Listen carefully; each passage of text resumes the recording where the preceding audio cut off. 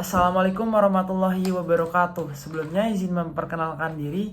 Nama saya Muhammad Azil Bintang dengan NIM C2401241024. Saya berasal dari kelompok 5 praktikum biologi perikanan dengan kakak asisten praktikum yaitu Kak Sevilla Gustiani Ramdan. Nah, pada pertemuan kelima praktikum biologi perikanan ini membahas materi tentang makanan ikan. Nah, pada minggu lalu kan sudah membahas tentang reproduksi buah, yaitu diameter telur.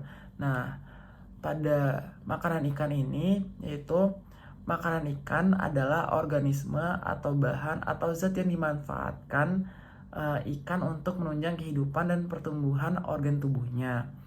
Nah, untuk kebiasaan makan ikan atau feeding habit adalah tingkah laku saat mencari dan mengambil makanan. Nah, selanjutnya ada feeding periodicity, yaitu waktu-waktu tertentu dalam 24 jam ketika aktif dalam mencari makan atau makan. Nah, selanjutnya ada analisis makanan ikan, itu melalui pengamatan usus untuk mengetahui jenis-jenis atau jumlah dan proporsi makanan ikan yang dimakan. Nah, tujuan dari praktikum makanan ikan yaitu untuk mengetahui jenis-jenis organisme dan mengetahui makanan ikan, memahami waktu aktif makan ikan, dan mengenali proporsi dan kecenderungan makan ikan. Selanjutnya, fungsi dari makanan ikan adalah untuk sumber energi dan pertumbuhan.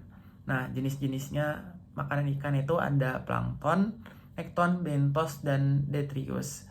Nah, tipe ikan berdasarkan makanannya itu ada karnivora yaitu PUR kurang dari 1, omnivora PUR 1-3, dan herbivora PUR lebih dari 3. Nah, kebiasaan makanan itu ditentukan oleh ukuran, ketersediaan, warna, dan preferensi makanan dari ikannya. Nah, ada ikan yang aktif 24 jam dan ada ikan yang hanya aktif pada waktu tertentu.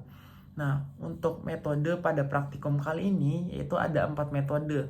Yaitu yang pertama ada metode jumlah, yaitu menghitung organisme satu persatu. Nah, selanjutnya ada metode volumetrik, mengukur volume tiap jenis makanan per persen. Selanjutnya ada yang ketiga, ada metode grafik, yaitu berdasarkan berat persen juga. Selanjutnya ada indeks propendence, yaitu gabungan volume dan frekuensi kejadian paling umum yang digunakan. Nah, selanjutnya konsep ekologi dari makanan ikan, yaitu sebagai relung makanan atau semakin luas semakin beragam juga jenis makanannya.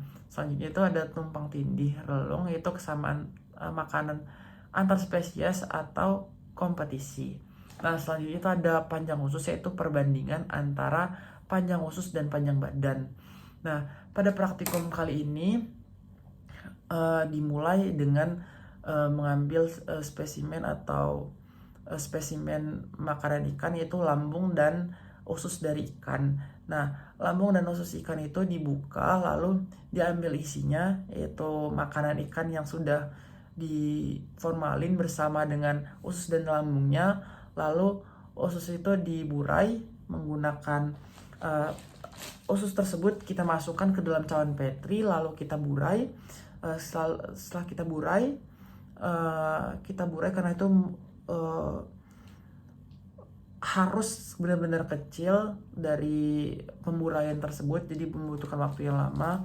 Setelah burai kita pipetkan, kita pipet tetes, lalu kita taruh di preparat yang kita bagi menjadi 3, yaitu untuk ulangan 1, 2, dan 3. Nah, sementara pada setiap ulangan itu terdapat beberapa titik, yaitu titik 1, 2, 3, 4, dan 5. Nah, selanjutnya kita menggunakan perbesaran terkecil terlebih dahulu untuk melihat organismenya. Apabila sudah ditemukan, nah kita dapat mengamati organisme tersebut. Nah, organisme yang kita dapatkan itu kita foto, lalu kita masukkan ke Google Lens untuk mengetahui organisme tersebut termasuk ke dalam spesies apa, dan setelah kita temukan dia jenis apa, kita masukkan ke dalam sheet data kelompok, yaitu kita catat jenisnya dan analisis metode jumlah. Mungkin itu saja yang dapat saya sampaikan, lebih kurangnya terima kasih. Wassalamualaikum warahmatullahi wabarakatuh.